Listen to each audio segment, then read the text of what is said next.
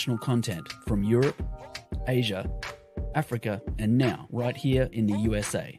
Watch us via Roku on your smart TV. Download the Millennium TV app from the App Store to stream our shows anywhere, anytime. Millennium TV.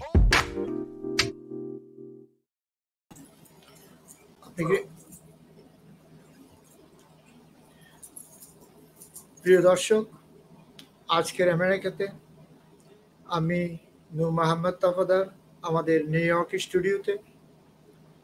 আমার সাথে আছেন বিজ্ঞ scientist, professor এবং আমাদের কমিউনিটির একজন অভিজ্ঞ এবং ঘনিষ্ঠ ব্যক্তিত্ব ডক্টর দলিলুর রহমান।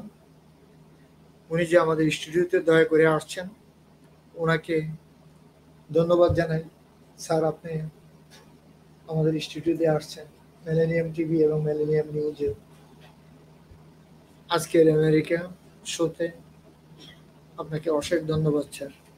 এবং আমার সাথে একজন প্রবাসী কবি এবং গীতিকার, বহু গুণে বহু রূপে গুণান্বিত ব্যক্তিত্ব আমাদের শ্রদ্ধেয় আপা কবি জুলি রহমান। উনি যে কত বই লেখছেন ওনার জীবনে, কখন এই সময় পান, একজন হাউস ওয়াইফ, সন্তানের মা এবং সাংসারিক জীবন, ফাউন্ডেশন আছে, কমিউনিটির কাজ করেন, কমিউনিটি ব্যক্তিত্ব। এর মাঝে কমিউনিটিকে নিয়ে, সমাজকে নিয়ে, আমাদেরকে নিয়ে চিন্তাধারা, দেশকে নিয়ে ওনার বিচরণ সর্বস্তরে। উনি একজন শ্রদ্ধাঞ্জলি আমাদের সমাজের, আমাদের দেশের, আমাদের আগামী প্রজন্মের। এবং উনি মিলেনিয়াম টিভিতে দীর্ঘদিন যাবৎ আমাদের প্ল্যাটফর্মে একটি শো করে আসছেন। শোটির নাম কি যিনি আপা? ত্রিবেণী সমাচার। ত্রিবেণী সমাচার। উনি কিন্তু এখন ওই ত্রিবেণী সমাচার থেকে রিটায়ার করছেন কিনা আমি জানি না, সেটা উনিই জানেন, ওনার মুখে আপনারা শুনবেন। সো ওনাকে আমাদের প্ল্যাটফর্মে আসার জন্য অশেষ ধন্যবাদ আজকের আমেরিকাতে। এবং ওনার কয়েকটি বই নিয়ে উনি কথা বলবেন। শ্রদ্ধেয় আমাদের জুলি আপাকে আজকের আমেরিকাতে আমি আসার জন্য অশেষ ধন্যবাদ।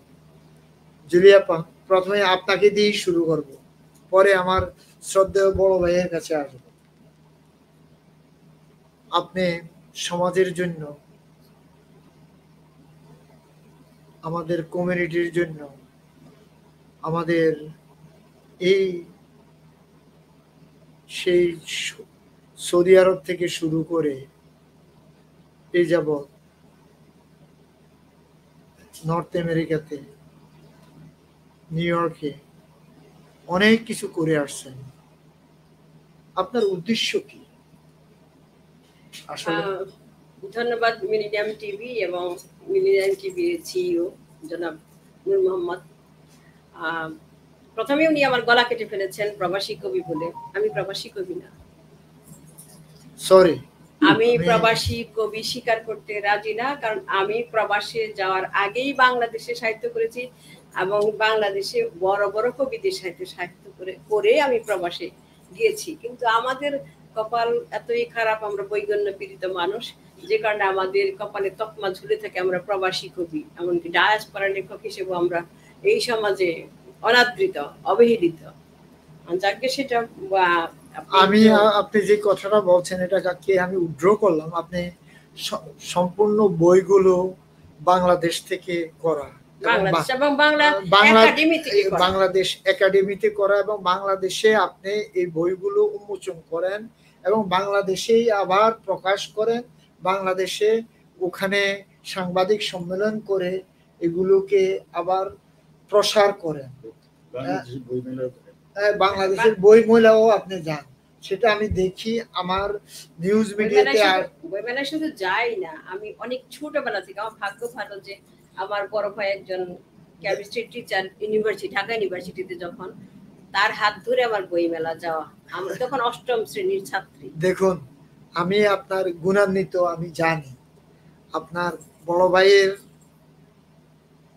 সেটা তো বলা বাহুল্য, সে বাংলাদেশের, তখনও কিন্তু আমি সে ঢাকা ইউনিভার্সিটির একজন শিক্ষক, ঢাকা ইউনিভার্সিটির ছাত্র এবং বাংলাদেশের স্বাধীনতার একজন ভূমিকার, বাংলাদেশ স্বাধীন হওয়ার পিছনে যে একজন সৈনিক, তার গুণের অভাব নাই, তাই না? সেটা তো আছে। আপনি আরেকটা কথা বলি, আপনার প্রশ্ন উত্তর শেষ হয়নি। আপনি বলেছেন গৃহিণী মানে ঘর যে সামলায়, হ্যাঁ, আমরা আমাদের নারীদের ঘর সামলাতে হবেই। সংসার খুব সুখময়, জ্বালাময়, বুলবুলি ফুল করে নিতে হয়, তবেই সংসারই সে হয়। এখন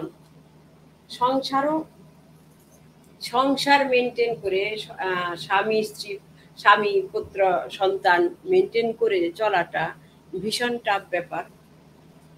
সেই সংসার যাতনা ঠেলে ঠেলে আজ পর্যন্ত এই পর্যন্ত এসেছি, থামিনি কখনো, থামতে শিখিনি আমি। যদিও আমি খুব কচ্ছপি পায়ে হাঁটি, খুব ধীর গতিতে হাঁটি। যেমন ত্রিবেণী সমাচার বললেন, আমি ত্রিবেণী সমাচার পড়ছিলাম আপনার এখানে। ত্রিবেণী সমাচার নামটা চিন্তা করছেন একবার আপনি?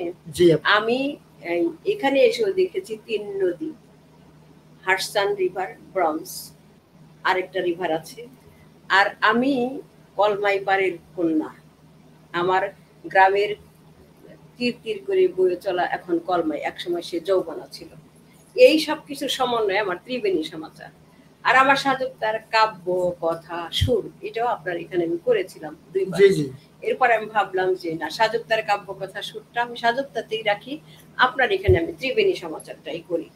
যাই হোক, আর আমার এবারের বই মেলাতে 4টা বই এসছে। একটা হলো উপন্যাস, একটা গল্পের, একটা গানের, একটা হলো ইংরেজিতে বাংলা থেকে ফেরারি সূর্য বাংলা, ইংরেজি অনুবাদ হয়েছে দ্য ফিউজিটিভ সান। আর এই বইটির অনুবাদ করেছেন উনি হতেন গ্রেটেস্ট কবি, ওনার সঙ্গে রিয়াদে 12 বছর সাহিত্য করেছি, ইদ্রিস আলী মেহেদি করেছেন এই দ্য ফিউজিটিভ সান। এই বইটা আমি আপনাকে দিয়ে যাব, আপনি পড়ে দেখেন, এটি ইংরেজিতে করা। আর এই বইটার যত কবিতা সব স্বাধীনতার উপরে। দেখো, হ্যাঁ, আমার যে কবিতা গীতিকাব্য, আয়নার যুদ্ধ, পুরাটা দেখেন। এটার মধ্যে যারা বাংলাদেশকে নিয়ে চিন্তা করে, প্রবাসে এসে, প্রবাসে থেকে বাংলাদেশে যারা বাস করে, সত্যিকারে বাংলাদেশে যারা বাস করে, তারা বাংলাদেশকে, ছোট্ট আপনার কথার ভিতরে কথাটা আসছে, বাংলাদেশে যারা বাস করে তারা দেশকে ঘৃণা করে। আর আমরা বাংলাদেশের জন্য কাঁদি, হাড়ে হাড়ে কাঁদি। কেন কাঁদি? কারণ আমরা দেশ ছেড়েছি, আমরা শেকড় ছেড়েছি, আমাদের পায়ের তলায় মাটি নেই, সেজন্য আমরা কাঁদি। আর যারা বাংলাদেশে আছে, বাংলাদেশে যারা বসবাস করছেন, তারাও খুবই অত্যাচারে জর্জরিত। সবাইকে ভালো থাকে, সবাই ভালোবাসে, বাংলাদেশেও লোক আছে যারা বাংলাদেশে, যারা ভালোবাসার, যাদের ভিতরে প্রেম আছে, তারা দেশে থেকেও দেশকে ভালোবাসবে। সবাই ভালোবাসে, কেউ ভালোবাসে। বাংলাদেশের মানুষ যদি বাংলাদেশকেই ভালো না বাসতো, তাহলে এত বড় একটা যুদ্ধ হয়। এই যে আপনার কথার প্রসঙ্গে একটু কথা বলি, প্রসঙ্গে কথাটা আসছে, সরি টু ইন্টারফেয়ার। আপনার এই যে প্রবাসী কবি বলছিলেন, দেখুন, আমরা যারা প্রবাসী বাস করি, বড় ভাই কথাটাকে অন্যভাবে নেবেন। আসলে আমরা প্রবাসী, যেমন বড় ভাই এই দেশে ডক্টরেট ডিগ্রি নেওয়ার জন্য আসছে, তারপরে স্টেপ বাই স্টেপ আল্লাহ রহমতে সে ডাবল ডক্টরেট নিয়েছে, সায়েন্টিস্ট হয়েছে, প্রফেসরই করছেন, তা এখান থেকে রিটায়ার্ড করছে। বড় ভাই 199 প্যাটেন্ট তৈরি করা, চিন্তা করুন, সে এখান থেকে হাজারো বই, হাজারো থিসিস, হাজারো কিছু এই দেশের গভর্নমেন্ট পাচ্ছে, জাপানিজ গভর্নমেন্ট পাচ্ছে, ওয়ার্ল্ড ওয়াইড সবকিছু পাচ্ছে, তাই না? আমি তো এগুলো জানি। কিন্তু আমি আমার একটা অনুতাপ আছে, একটা ব্যথা আছে, একটা বেদনা আছে, সেটা হলো আমার বড় ভাইকে নিয়ে। উনি এত বড় মাপের একজন সায়েন্টিস্ট, 199 প্যাটেন্ট তৈরি করা, কিন্তু এই দেশের এই যে প্রবাসের কত পত্রিকা কত কিছু তাকে কি হাইলাইট করেছে কখনো? এক্স্যাক্টলি বড় ভাই ওই পর্যায়ে কোনো মিডিয়াকে বলেন নাই। আমি বলবে কেন? কেন আমি সবাইকে? আচ্ছা আপনি আমাকে ভালোবাসেন না এই আলোচনা না শুনে আমি আপনাকে বলি, এই দেশের মিডিয়াগুলো হলো ক্রুশিয়াল। এই দেশের মিডিয়াগুলো আমেরিকান মিডিয়া।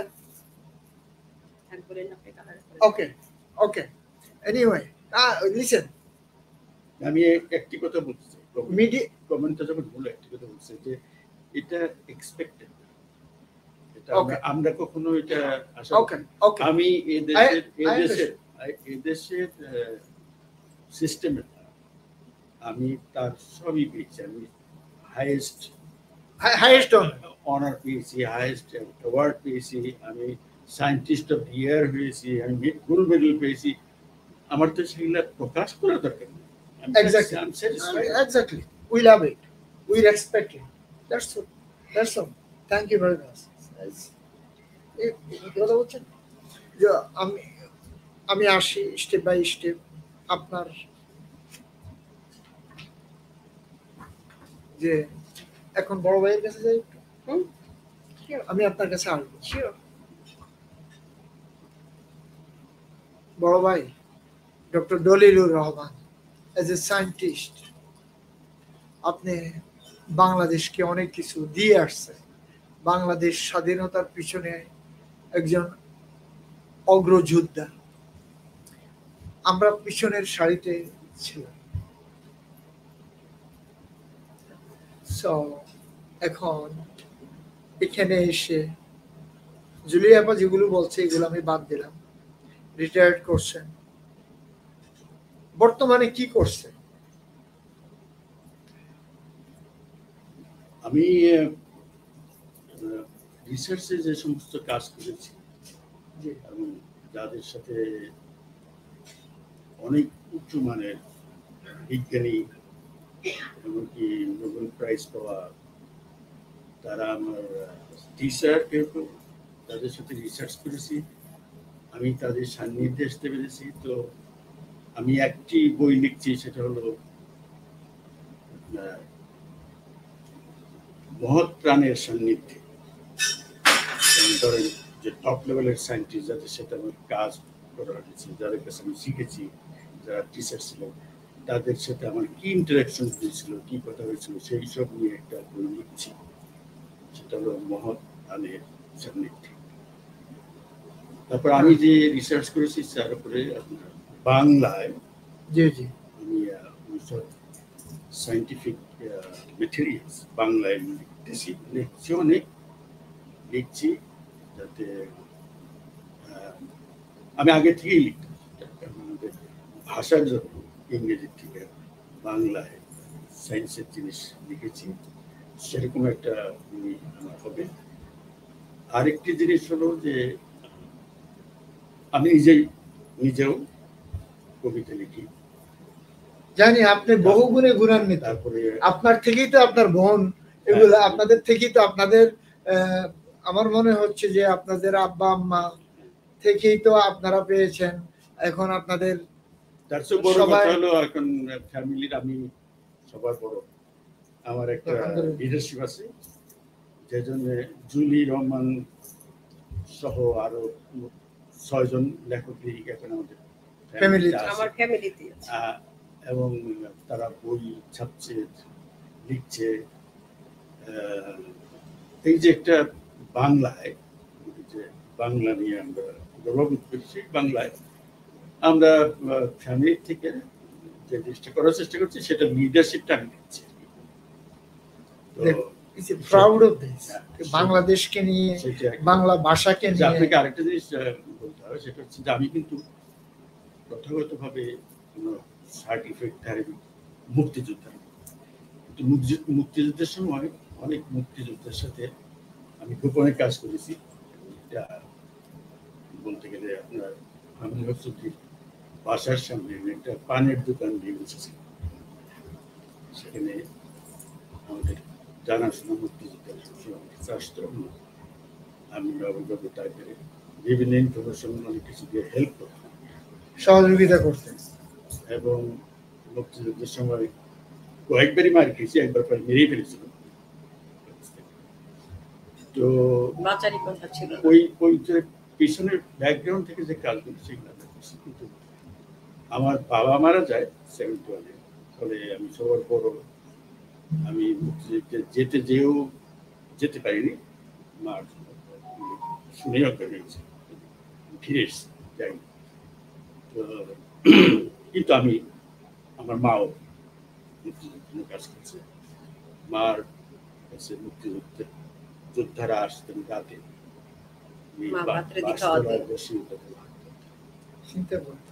আমার মা মুক্তিযুদ্ধে বাতরে খাওয়াতেন। যাই হোক, সেটা আমার এইগুলো ব্যাকগ্রাউন্ড। তো আমাদের একটা ধরেন ছোটখাটো একটা আছে, সেটা হলো যে সিলেটের জকিগঞ্জ দিয়ে করিমপুরে ওপারে যেতাম। ওই পারে আমাদের ট্রেনিং ছিল। ওপার থেকে আসতে জকিগঞ্জে মায়েরা আমাদেরকে বাড়িতে বসিয়ে বাবা তোমরা কিছু খেয়েছো,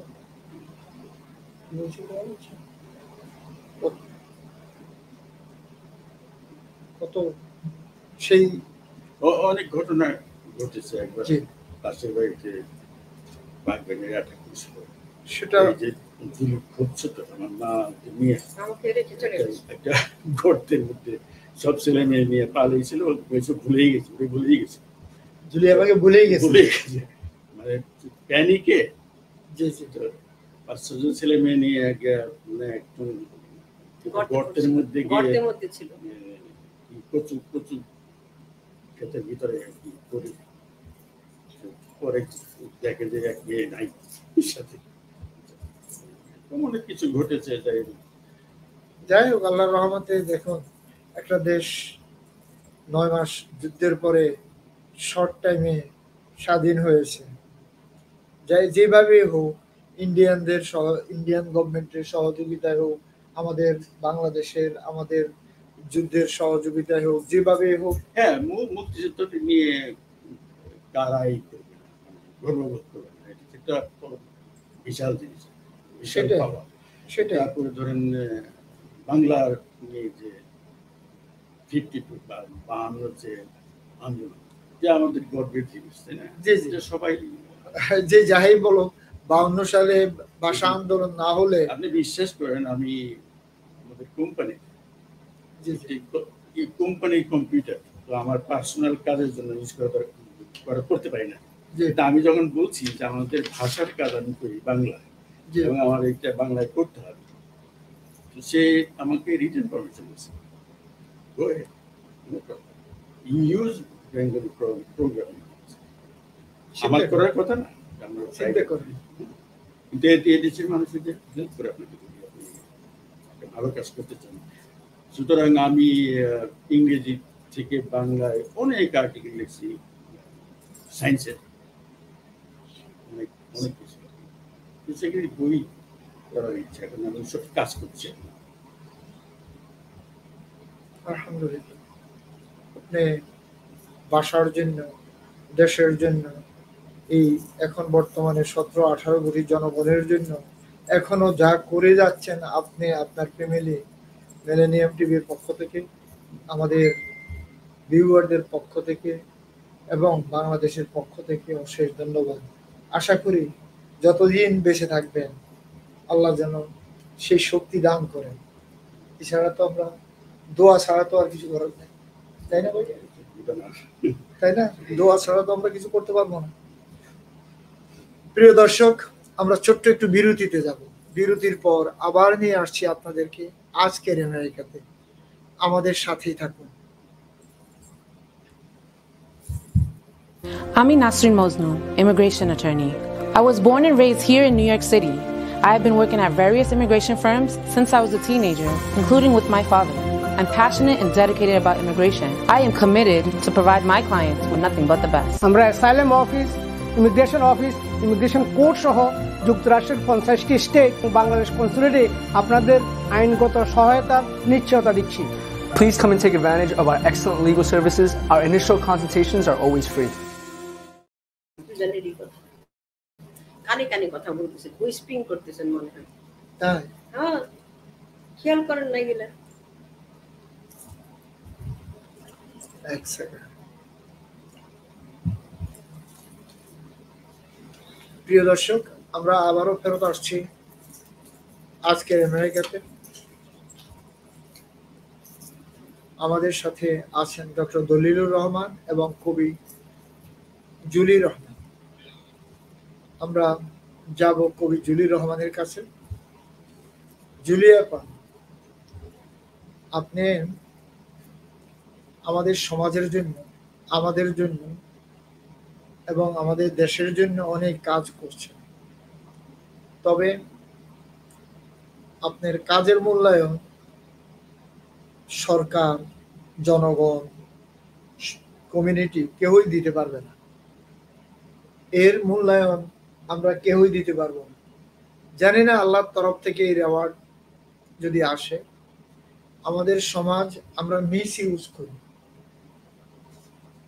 আমরা মানুষকে সম্মাননা দেই মানুষ দুনিয়া থেকে চলে যাওয়ার পর। আমার মতে এটা এক্সপেক্ট করা ঠিক।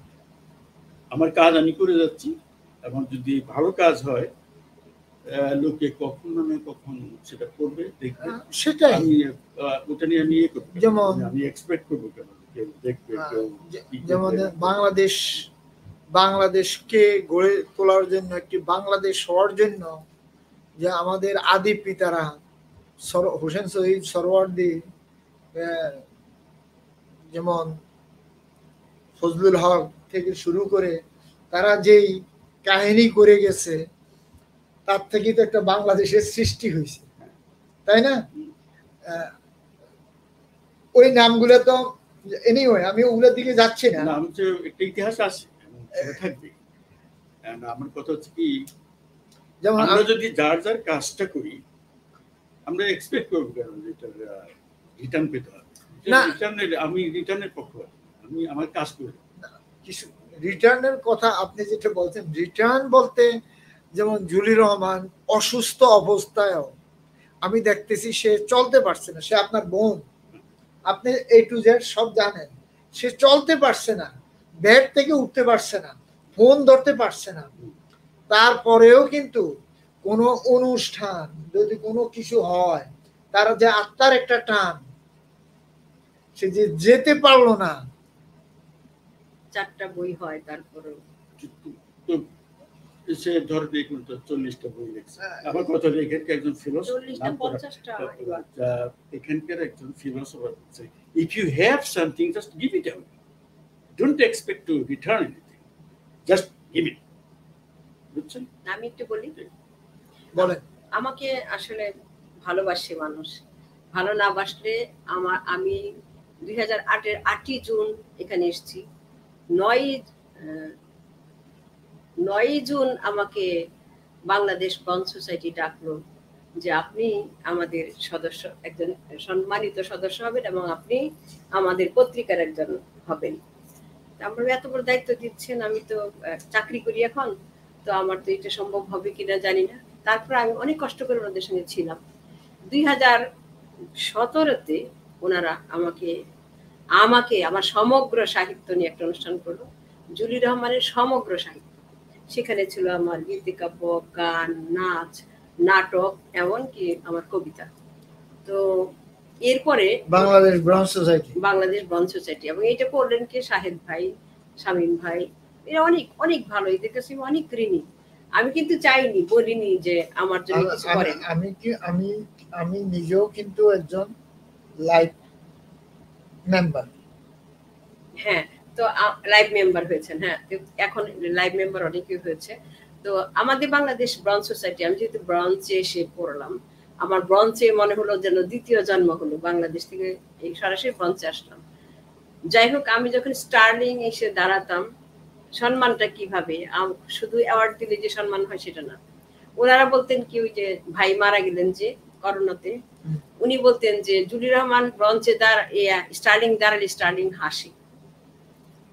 ডক্টর মেসের তার গ্যাস ভাইয়ের কথা বলছেন? গ্যাস ভাইয়ের কথা বলছি। তার উচিলেই তো আমাদের বাংলাদেশ ওয়ে হলো, বাংলাদেশ রোড হলো। হ্যাঁ, এটাকে ওয়ে বা তারপরে আছে আমাদের ডক্টর মেসের বিগত হলেন করোনায়। উনার ওখানে যা মাত্র সবাইকে বলতেন জানেন উনি কে, চিনেন উনি কে। আমাকে লজ্জা পেতাম, এভাবে বলবেন না ভাই। কেন এভাবে বলবো না কেন? তো এই যে পাওয়া, এগুলো তো আমি পেয়েছি। তারপরে ওনারা ব্রঞ্জ সোসাইটি বলল যে আপনাকে আমরা একটা অ্যাওয়ার্ড দিব। কি অ্যাওয়ার্ড? সব্যসাচী। 2005-এ যখন মধ্যপ্রাচ্যের সাহিত্য করি, আর সত্যের পত্রিকায় আমার একদিকে যাচ্ছে উপন্যাস, আরেকদিকে যাচ্ছে গল্প, আরেকদিকে যাচ্ছে ছড়া, আরেকদিকে যাচ্ছে কবিতা।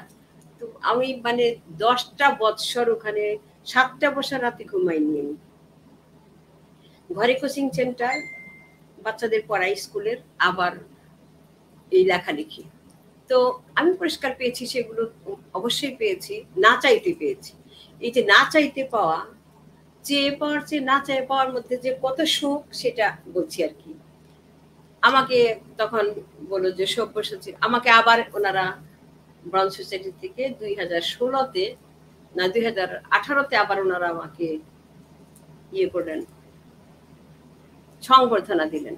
আমি চাইনি, কিন্তু এই যে মানে কি বলবো, আপনি তো অনেক অ্যাওয়ার্ড, অনেকেই অনেক অ্যাওয়ার্ড দিয়েছে আপনাকে। অ্যাওয়ার্ড দিয়েছি, অ্যাওয়ার্ড পেয়েছি, এবং সেগুলো না চাইতে পেয়েছি।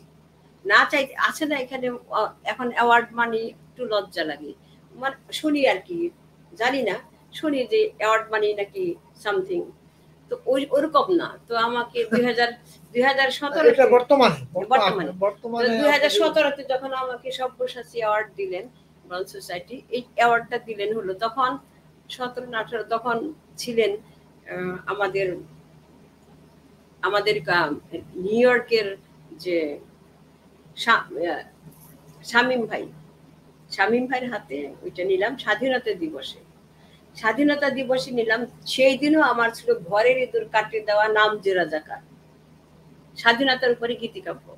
এই গীতিকাব্যে অংশ নিলেন সাবু ভাই, আর নিলেন তবলায় ছিলেন, কিপ্যাডে ছিলেন হলো আমাদের নাম ভুলে যাই, নাম ভুলে যাই। তো এই যে উনি যে এই যে আমাকে অ্যাওয়ার্ড যে দিবে সেদিন সব্যসাচী, আমি জানি না। তো আমি ঘরের ইঁদুর কাটতে দেওয়া নাম যে রাজাকার, এটা করার পরে দীর্ঘ একটাই, এটা করার পরে স্বাধীনতা দিবস, তারপরে আমাকে ডাকা হলো যখন কবি জুলি রহমানকে আমরা একটা অ্যাওয়ার্ড দিব। আমি তো এই সব্যসাচী দেখে মানে ভয় পেয়ে গেছি যে এর ওজন তো অনেক বেশি। আর 2005-এ আমাকে সব্যসাচী অ্যাওয়ার্ড দেবে শাহজাহান চঞ্চল, তার পত্রিকা সত্যের আলো থেকে। আমি দেখি আমার পাশে বসা মেজবাউদ্দিন জৌহের, আমার বামে বসা জায়েদ ফরিদ, যাদের নখের তুল্য আমি না। আমি বললাম কি বলেন, আমাকে ফোন করতে চান আপনি শাহজাহান ভাই? বলে কি কেন রে, কেন? না, লেখালেখির জগতে কখনোই বয়স নাই, তোর কাজের উপর। আমি না, শিক্ষার কাছে কোনো ইয়ে আছে নাকি?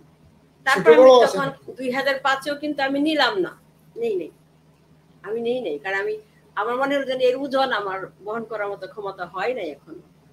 তো এই যে সব্যসাচী অ্যাওয়ার্ড, এটা আসলে যখন আমি গান করছি, গীতিকাব্য করছি, নাটক করছি, ঘরেই করছি আমি, যদিও আমার তো অত কবিরা তো গরিবই থাকে, তারা তো ইচ্ছা করলেই প্রডিউসার হতে পারে না রাতারাতি। তবে আমার একটা স্বপ্ন আছে যে ছিটকিনি গল্পটা, এই গল্পটাকে আমি বানাবো। Very good. আপনি তো অনেক গান করছেন, অনেক কিছু করছেন, কখন করেন? ওই যে বলি আমি রাত জাগা পাখি, এবং গান লিখছেন, এবং বই হয়েছে, হিরো আমারটি 3 হয়েছে। বইটা একটু দেখান। এগুলো আমাদের ভিউয়ারদেরকে একটু দেখান, কি বই। এটা হলো দ্য ফিউজিটিভ সান, এটাও যুদ্ধের কবিতার বই। ফেরারি সূর্য, এটা বাংলা। আর এটা হলো ওনার লেখা, আর এটা হলো আমার উপন্যাস। এটা হলো উপন্যাস, দেখুন এটা হলো গানের গেরুয়া মাটির দিন। গেরুয়া মাটির দিন। এখানে গান আছে এবং আমি তুরস্কে গিয়েছিলাম, ওখানে গিয়ে একটা গীতিকাব্য হয়েছে আমার ওইখানে বসেই, সেটা হলো ভরা নদীর বাঁকে। ভরা নদীর পাখি। ভরা নদীর বাঁকে বাঁকে। আর এটা হলো আমার গল্পের ছোট গল্প ছিটকিনি। ছিটকিনি। দেখুন জুলি রহমান ঘুমাচ্ছে কখন, লেখছে কখন, আল্লাহ রাব্বুল আলামিন জানেন। আল্লাহ পাক ওনাকে সহায় করুন, আল্লাহ পাক ওনাকে সহায় করুন। প্রিয় দর্শক, আমরা আবারও ছোট্ট একটু বিরতিতে যাব। বিরতির পর আবার নিয়ে আসছি আপনাদেরকে আজকের আমেরিকাতে। আমাদের সাথেই থাকুন প্লিজ। আমরা কথা বলছি ডক্টর দলিলুর রহমান এবং জুলি রহমানের সাথে।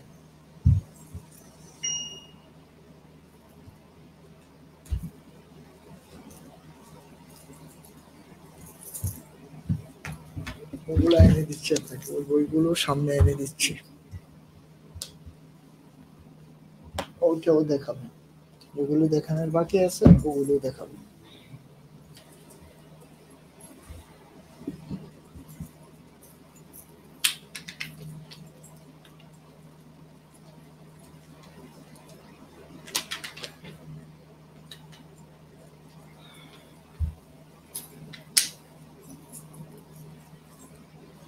কোনো কিছু বাদ গেলে আপনি এগুলো নিয়ে আসবেন।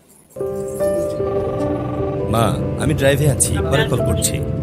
ব্যস্ততা, একাকিত্ব। মা, কেমন আছো মা? ভালো। ওষুধ খেয়েছো? খেয়েছি, দুপুরে ওইটা আর রাতে ওই দুটো। মা কি ভুলভাবে ওষুধ খাচ্ছে? কর্তব্য, গোল্ডেন এজ হোম কেয়ার। দায়িত্ব, আপনার প্রিয়জনকে ভালো রাখা আমাদের দায়িত্ব। গোল্ডেন এজ হোম কেয়ার, আপনার সাথে প্রিয়জনের পাশে। মা, আমি ড্রাইভে আছি, পরে কল করছি। ব্যস্ততা, একাকিত্ব। মা, কেমন আছো মা? ভালো। ওষুধ খেয়েছো? খেয়েছি, দুপুরে ওইটা আর রাতে ওই দুটো। মা কি ভুলভাবে ওষুধ খাচ্ছে? কর্তব্য, গোল্ডেন এজ হোম কেয়ার। দায়িত্ব, আপনার প্রিয়জনকে ভালো রাখা আমাদের দায়িত্ব। গোল্ডেন এজ হোম কেয়ার, আপনার সাথে প্রিয়জনের পাশে। মা, আমি ড্রাইভে আছি, পরে কল করছি। ব্যস্ততা, একাকিত্ব। মা, কেমন আছো মা? ভালো। ওষুধ খেয়েছো? খেয়েছি, দুপুরে ওইটা আর রাতে ওই দুটো। মা কি ভুলভাবে ওষুধ খাচ্ছে? কর্তব্য, গোল্ডেন এজ হোম কেয়ার।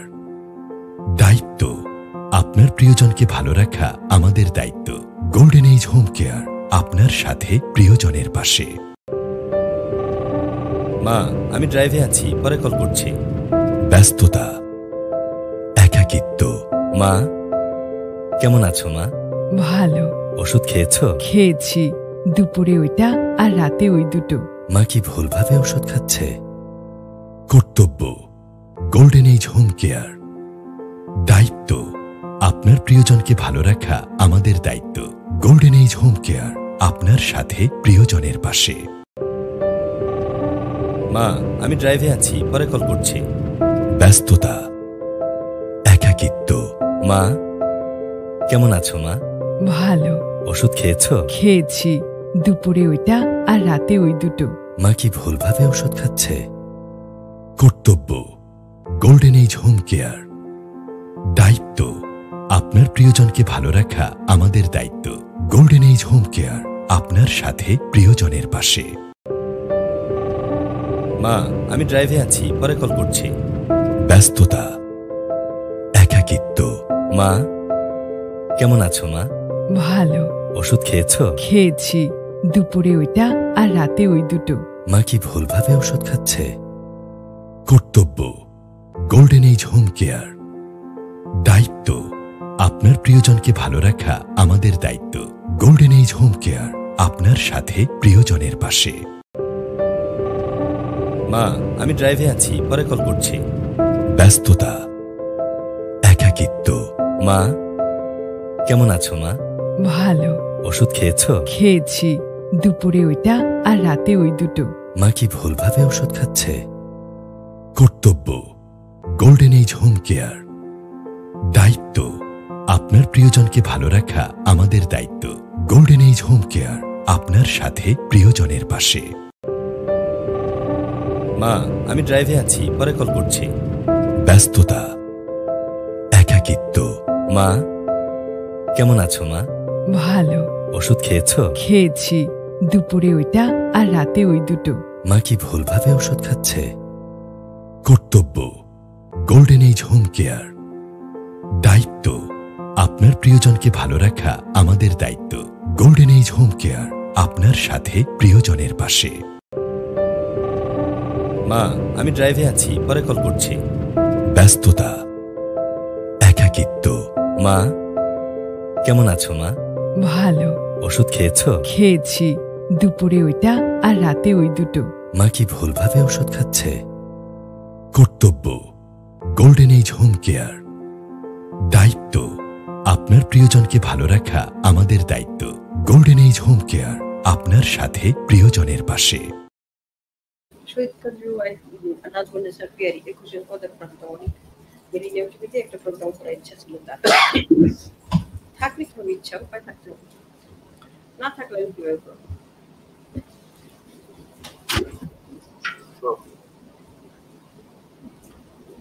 স্ক্রিনে দেখা যাচ্ছে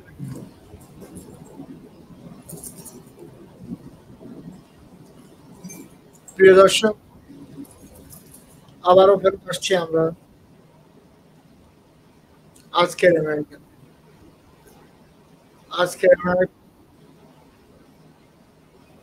আমরা কথা বলছি আমাদের সিনিয়র ভাই ডক্টর দলিলুর রহমানের সাথে। আপনি কেমন বাংলাদেশ দেখতে চান, কেমন সমাজ বর্তমানে দেখতে চান? আপনার আমার বর্তমান যে অবস্থান কিন্তু আমরা day by day social media, culture যা হচ্ছে আমাদের সমাজকে নিয়ে, আমাদের কালচারকে নিয়ে, প্রত্যেকটা সোসাইটি এটা কি অগ্রগতি হচ্ছে না ডিস্ট্রয় হচ্ছে? আপনার আইডিওলজিতে, আপনি একজন সায়েন্টিস্ট। পলিটিক্যালি কোনো কথাই না, আমি এটা পলিটিক্যালি কথা বলছি। আমি যেটা বলছি শুনুন, যেটা বলছি সেটা আমি যেটা দেখি, জি দেশের শিক্ষা ব্যবস্থা একেবারে ধ্বংস হয়েছে।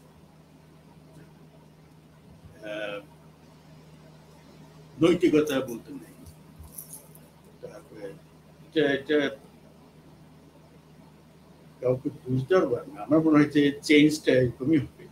সেটা হচ্ছে যে মানুষের নৈতিকতা, মানুষের দুর্নীতি পরায়ণতা, মানুষের ভুল এত বেড়েছে যে সেটা 2023 আমি 3 বার দেশে গেছি। আমি দেখেছি এটা স্ট্রাইটেনিং, মনে হয়েছে এটা বিস্ময়কর ব্যাপার যে চেঞ্জটা হয়েছে বাংলাদেশে। উন্নয়ন হয়েছে প্রচুর, কিন্তু তার মধ্যে যে মানুষের অবস্থান যে এত নিম্ন গতিতে, সেটা মানে আমি চিন্তাই করতে পারি। তো সেই দিক থেকে বলতে হলে চেঞ্জটা ব্যাপক, নিচের দিকেও ব্যাপক, এবং স্ট্রাকচারের দিকেও করে দিয়ে গেছে। অনেক উন্নয়ন দেখা যাবে। ধরেন আপনার প্রচুর বিল্ডিং, ঘর বাড়ি দেখবেন, কিন্তু ভেতরে যারা আছে তারা রিয়েলি কোন পর্যায়ে, সেটা আমার কাছে মনে হচ্ছে ফ্রাইটেনিং। তাহলে আপনি উন্নয়ন, আপনি যাই বলতেছেন, সামাজিক অবক্ষয় আমাদের ভিতরে বেশি। আমি সেটা আপনি রাজনৈতিক আপনি তো এটা রাজনৈতিক কথা না, সামাজিক অবক্ষয়, শিক্ষার অবক্ষয়, যেটা আপনি একজন শিক্ষক, আপনি ওয়ার্ল্ড ওয়াইড একজন শিক্ষক, আপনি একজন ফাদার, আপনি একজন স্টুডেন্ট ছিলেন ঢাকা ইউনিভার্সিটি, আপনি সারা পৃথিবীকে নিয়ে চিন্তা করেন, শিক্ষা ব্যবস্থাকে নিয়ে চিন্তা করেন, এবং জাতিকে নিয়ে চিন্তা করেন, দেশকে নিয়ে চিন্তা করেন। আপনি বাংলাদেশের একজন সন্তান, বাংলাদেশকে নিয়ে চিন্তা করেন, বাংলা ভাষাকে নিয়ে চিন্তা করেন, বাংলা ভাষাকে নিয়ে আপনার ফ্যামিলি, আপনার জন্মস্থানকে নিয়ে আপনার ফ্যামিলি সারাক্ষণ লিখেন, সারাক্ষণ কাজ করে যাচ্ছেন। আপনার সন্তান, আপনার বোন, আপনার ভাই, আপনার ওয়াইফ, আপনারা যা করছেন দেশ বিদেশে, যাহা ধারণার বাইরে। সো আপনি যদি আমাকে সেইভাবে জিজ্ঞেস করেন, আমি পৃথিবীতে 4টা দেশে 6টা ইউনিভার্সিটিতে পড়িয়েছি এবং রিসার্চ করেছি। আমার একটা ব্যাপক এক্সপিরিয়েন্স হয়েছে। তো আমি ঢাকা ইউনিভার্সিটি করেছি, ঢাকা ইউনিভার্সিটিতে টিচার হয়েছি, পড়িয়েছি। তো এখন যদি সেই সময়টার সাথে এখন যদি তুলনা করেন, আমার কাছে মনে হচ্ছে সবকিছু চলে গেছে, কিছুই অবস্থিত।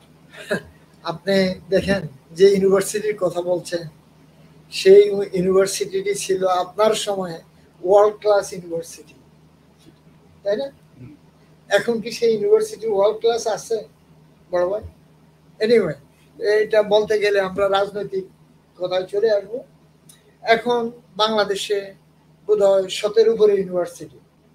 হ্যাঁ, তো ওটা রাজনীতিকদের দোষ দিয়ে লাভ নেই, জনসংখ্যার চাপ কোনো কিছুতে সেটা দোষ দিয়ে লাভ নেই।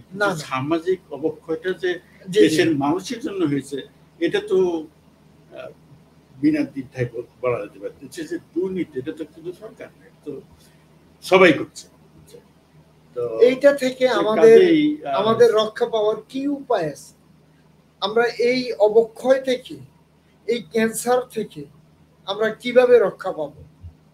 এটা তো একটা ক্যান্সার, আমাদের সমাজকে ধ্বংস করছে, আমাদের ধর্মকে ধ্বংস করছে, আমাদের শিক্ষা ব্যবস্থাকে ধ্বংস করছে, সর্বস্তরে এটা একটা ক্যান্সার হয়ে দাঁড়ায়। আপনি যদি ডক্টর আহমদ শরীফের বাঙালিত্ব বইটা পড়েন, তাহলে আপনি দেখবেন উনি বলছেন যে আমাদের পূর্বপুরুষরা সব চোরচামুন্ডা। এখন চোরচামুন্ডার হয়তো জিন আমাদের মধ্যে আছে।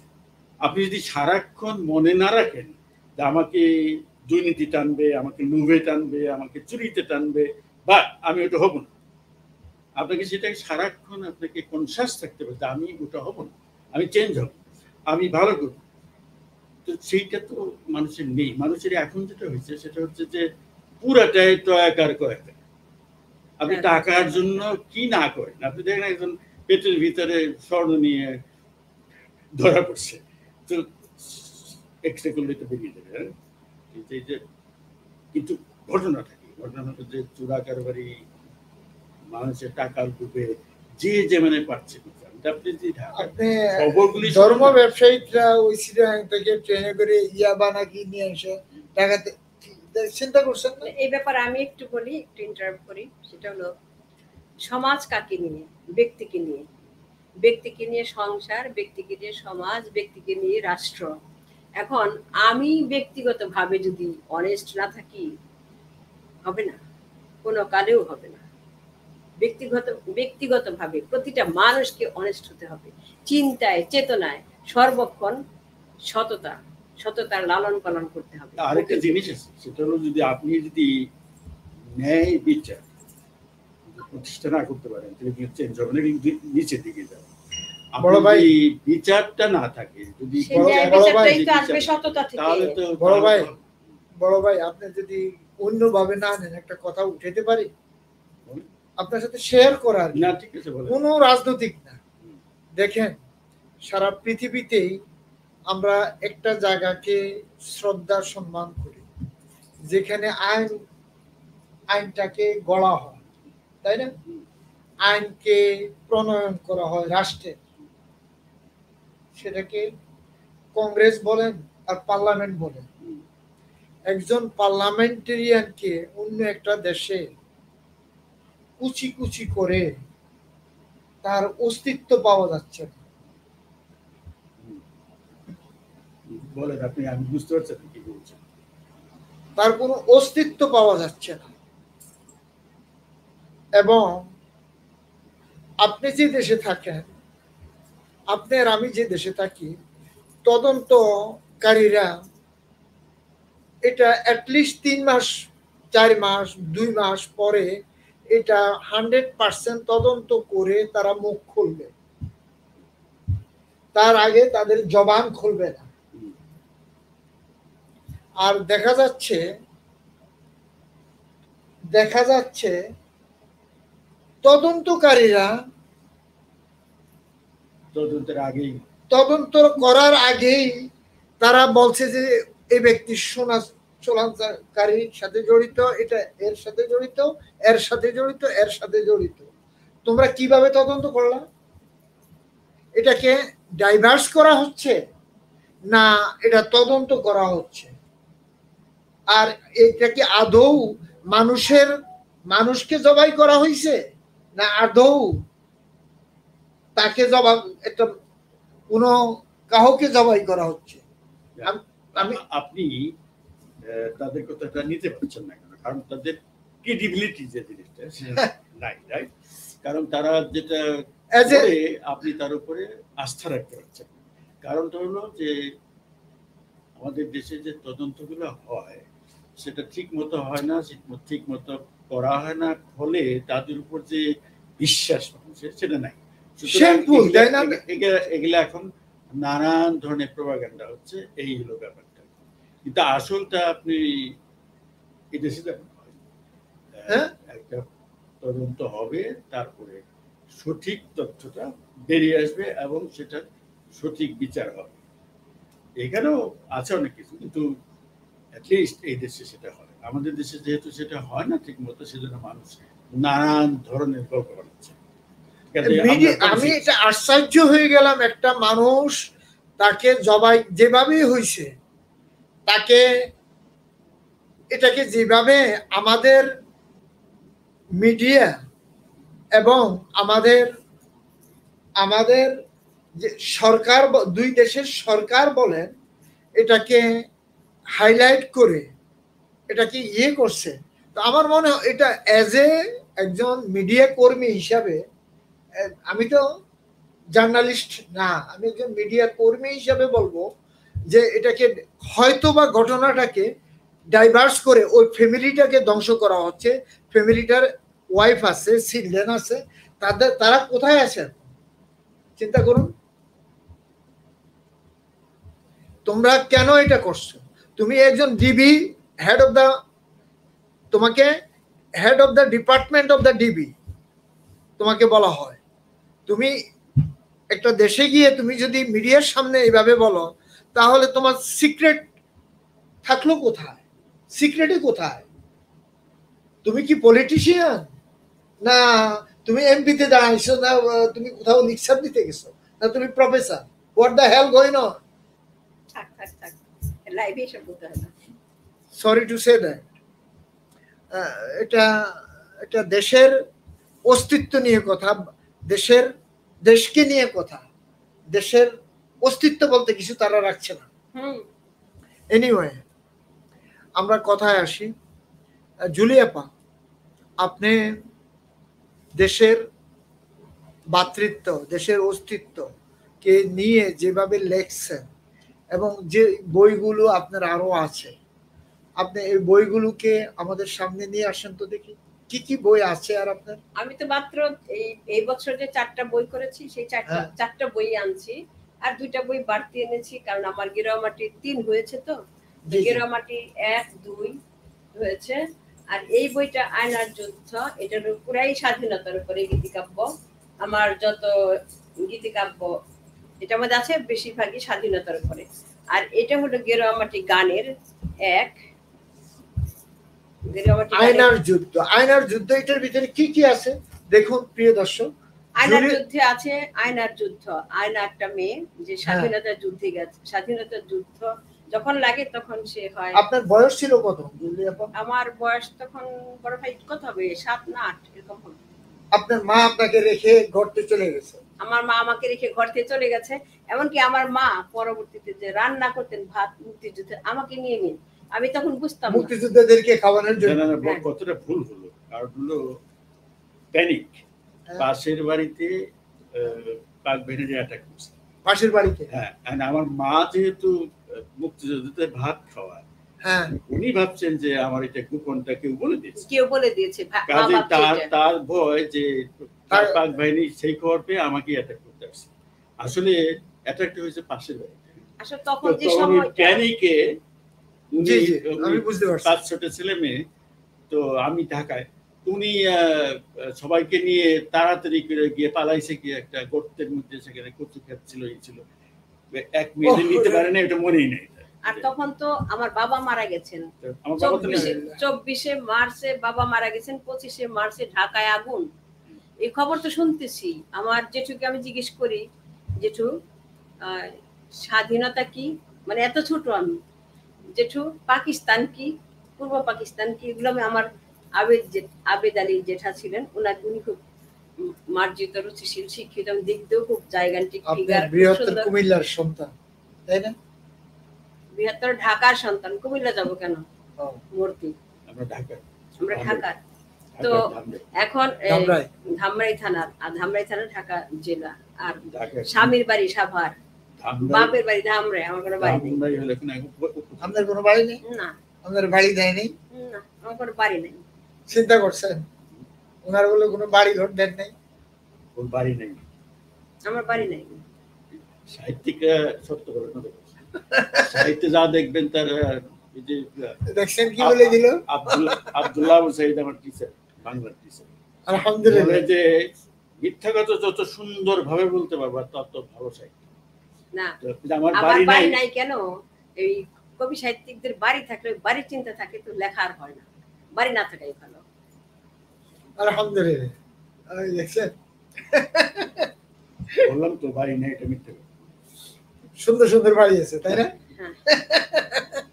আলহামদুলিল্লাহ বেঁচে তো আছি, এখনো পা দিয়ে হাঁটতে পারছি, এটাই সবচেয়ে বড়। আমাদের গ্রামের বাড়িটার নাম হলো বড় বাড়ি। বড় বাড়ি, ওটা আমাদের সবার বাড়ি। বাড়ি নেই কেন?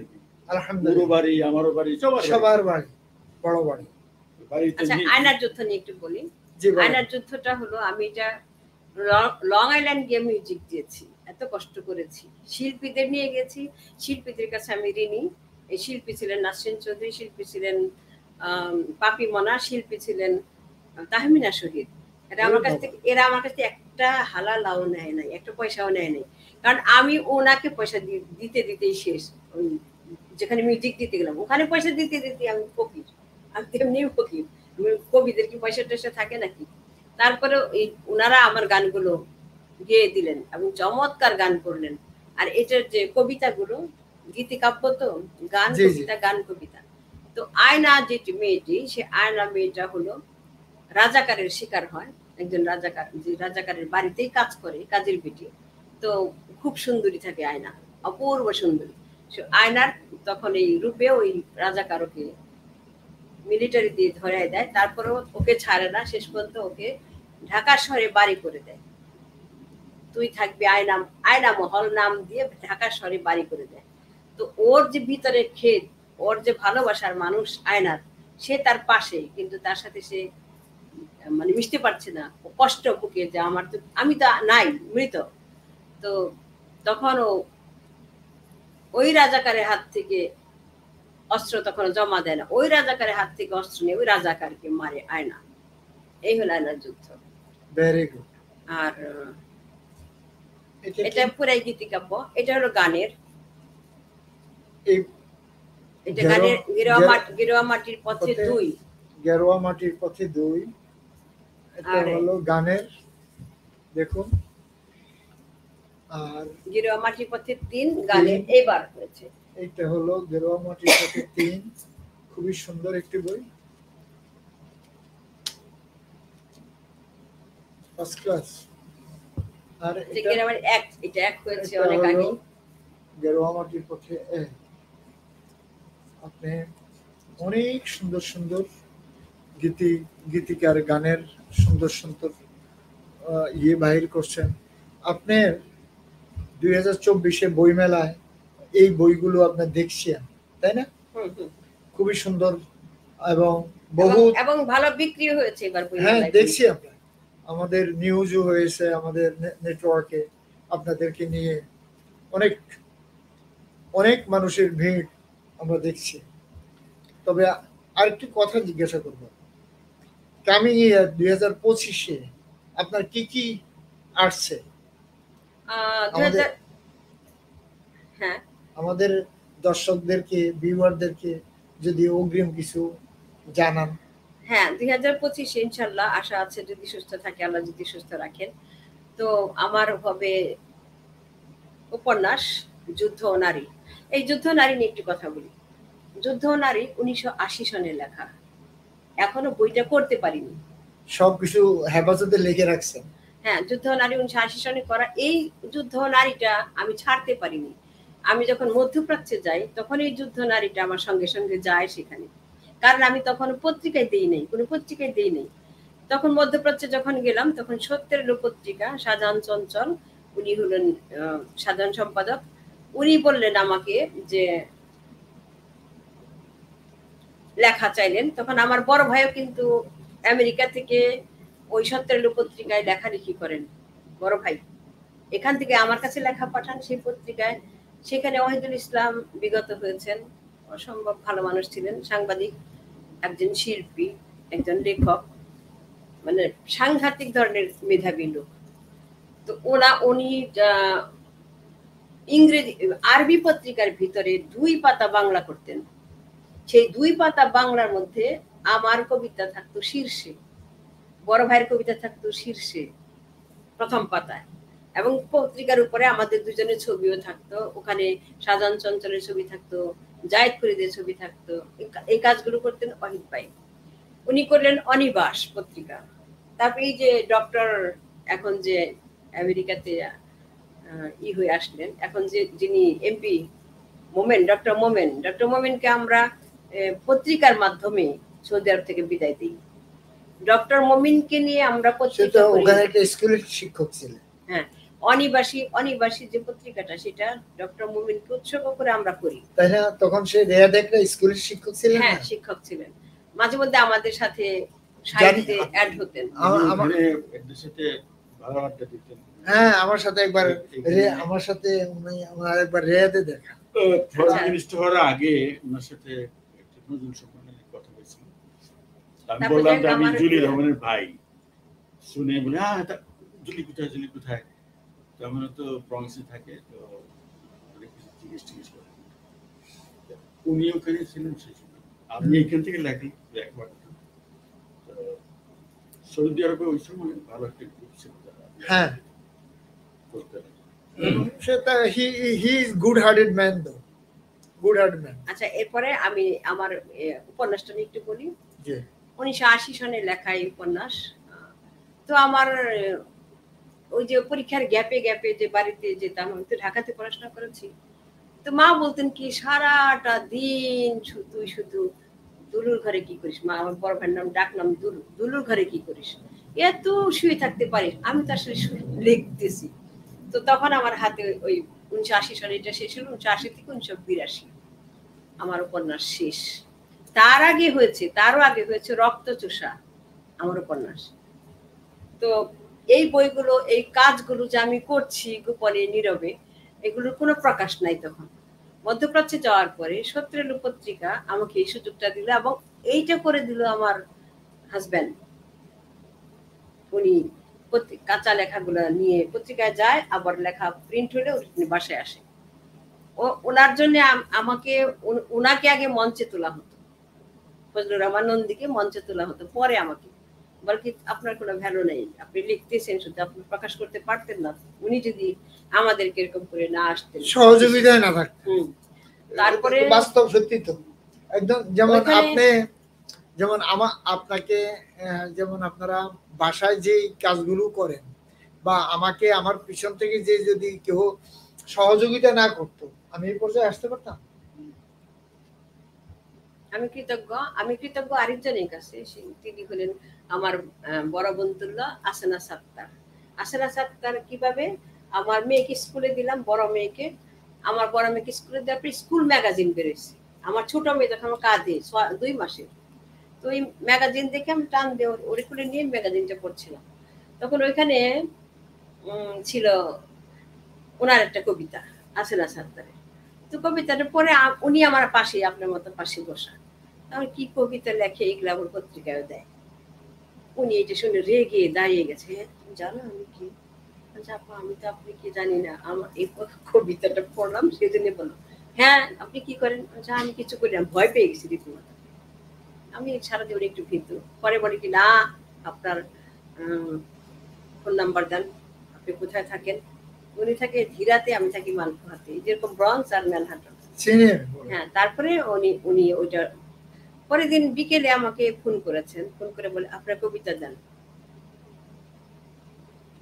আমার কবিতা দেখি, আমার তো ভয় ভিতরে, কারণ আমার এগুলো তো কেউ ওরকম ভাবে কেউ দেখে না, আমার শুধু ভয় যে হচ্ছে কি হচ্ছে না, এই একটা ভয় ছিল তখন। তো কবিতা দিলাম 2002 এর কথা বলছি, 2002 না 2000 এর কথা বলছি। আমার ছোট মেয়ে তখন আমার কাঁধে, তখন দিলাম পত্রিকা। তো ওই কবিতাটার নাম ছিল দূর মরুতে। আমার হাজবেন্ড আবার সৌদি আরবে আমাকে রেখে চলে গেল, তখন একটা বিরহের বাতাস করতেছিল। তাছাড়া আবার উনি ছিল ওখানে, খুব খুব কঠিন অবস্থায় ছিলেন প্রথম গিয়ে। ওইটা দূর মরুতে কবিতাটা আমি দিলাম। তো ওইটা আসে না আপা তখন ওই পত্রিকা ওই কবিতাটা দিল হইল রিয়াদে সবচাইতে যিনি নাম করা গল্পকার, লেখক, কবি, তার হাতে দিলেন, খান ভাইয়ের হাতে। তো খান ভাই কবিতা পড়ার পর উনি কোথায়, ওনাকে টেনে বের করো তো, ওনার কবিতা আমাদের কবিতার চেয়ে ঊর্ধ্বে ওর কবিতা।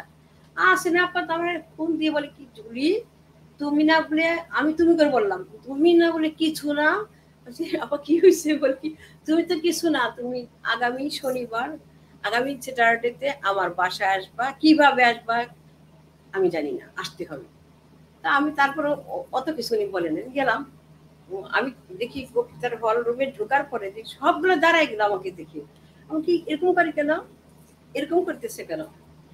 তো বলে কি এই যে কবি চলে আসছে। কবি শব্দটা তখন আমার কানে প্রথম আসলো, আমার শরীর শিহর আসছে, আমি কবি, আমাকে প্রথম কবি বলছে। তো এইটা খুব ফানি থিং একটা। তারপরে ওই খান ভাইয়ের হাতে দূর মরুতে কবিতাটা লেখা। এই দূর মরুতে কবিতাটা আবার ইত্তেফাকে গিয়েছিল। এটা দিয়েছিল কে? আমার বন্ধু মারা গেছে, যে সৌদ মারা গেছে। আজকে শুনলাম টেলিফোনে সাইদুল ভাই মারা গেছে। এই সাইদুল ভাই আমাকে ম্যাথ করাতেন, ম্যাথ করাতে করাতে গিয়ে কবিতা দেখে ফেলে। উনি ওইটা গিয়ে সৌদের কাছে দিয়ে ইত্তেফাকে দেয়। কিন্তু দেখেন তখন আমার বড় মামা, আমার যে মামা, উনি ইত্তেফাকে প্রতিনিয়ত লিখেন কলাম।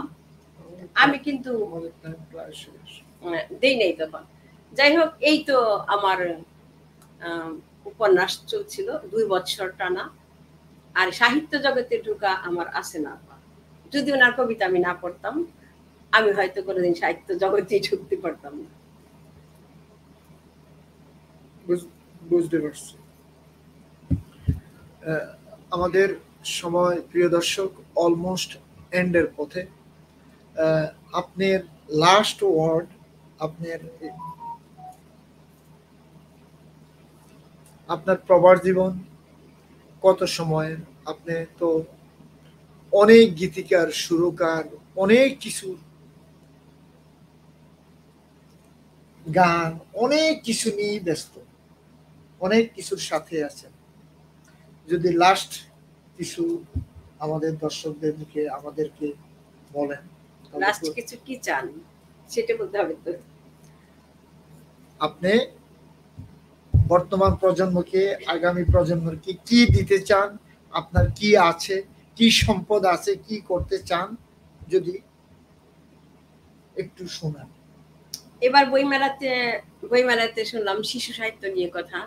আমি তখন আড়ালে এসে কতক্ষণ কেঁদেছিলাম, কারণ আমি যখন মধ্যপ্রাচ্যে থাকি প্রচুর ছড়া কবিতা, ছড়া গান, ছড়া। আপনার সুরের অভাব নাই কিন্তু। সুর শুনতে চান? আপনি লাস্ট একটু শোনাবেন তো? আমি বেশিরভাগই মাটির গানগুলো আমি নিজে করি, আর যেগুলো আধুনিক গান সেগুলো শিল্পীরা করে। তো মাটির গানে ইদানিং একটা গান লিখেছি মাটির, সেই গানটা একটু শোনাই। একটুখানি শুধু সুর শুনতে চাইছেন? হ্যাঁ, আপনি যা পারেন প্লিজ। গীতিকার গান লিখে বলে গানের সুর শুনতে হবে আপনাকে, যেভাবে পারেন। গগন রে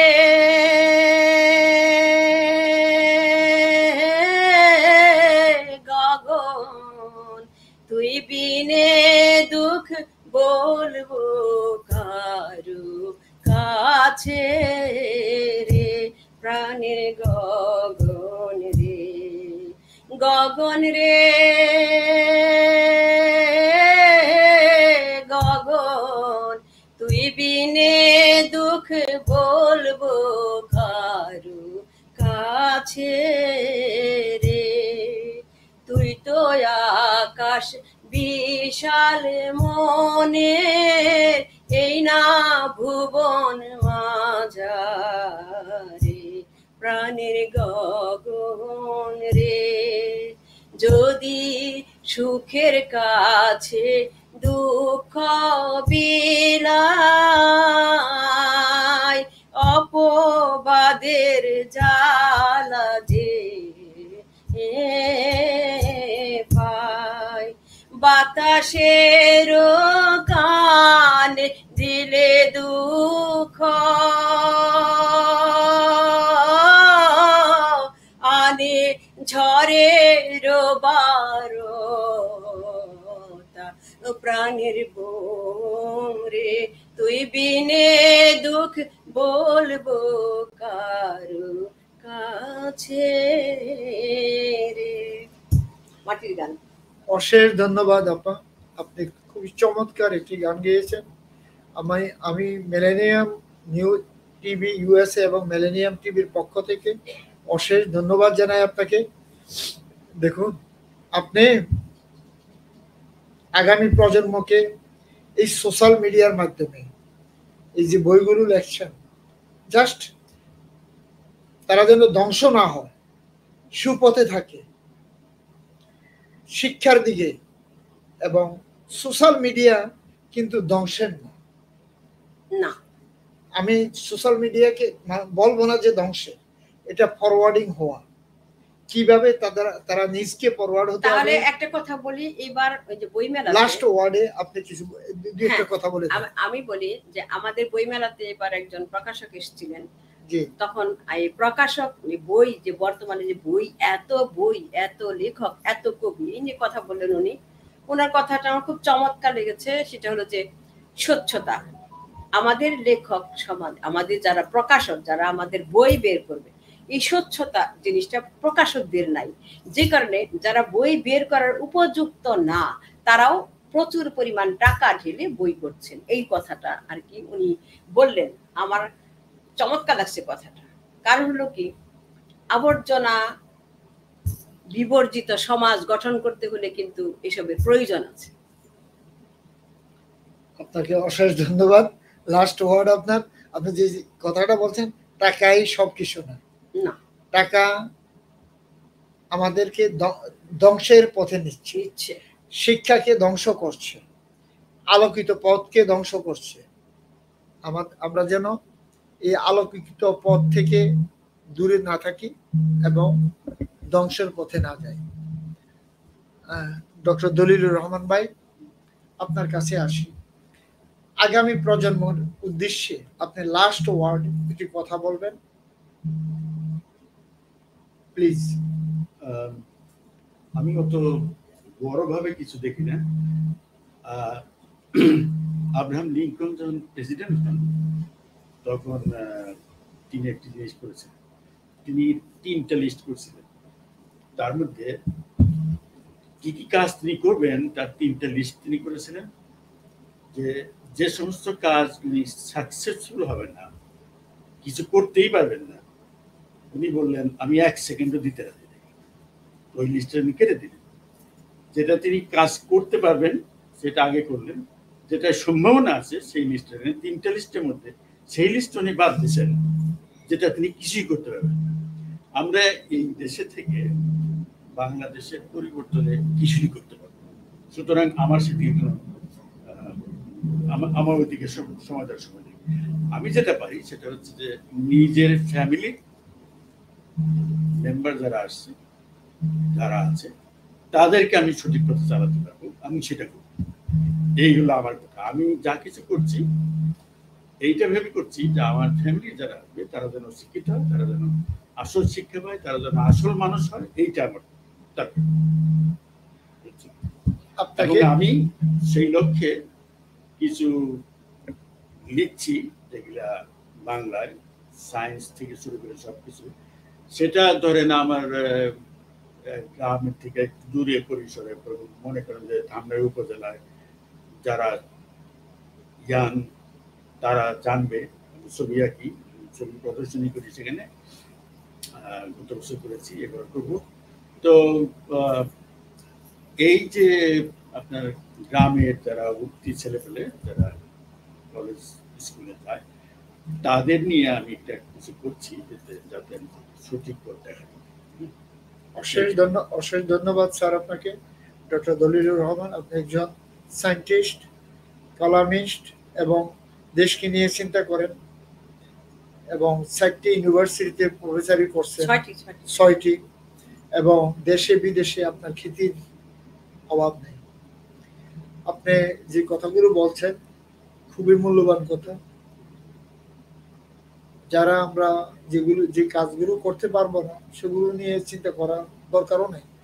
আপনি one of the greatest leader দুনিয়াতে নেই, সে যা করে গেছেন, আব্রাহাম লিঙ্কন, তার কথা নিয়ে আসছেন।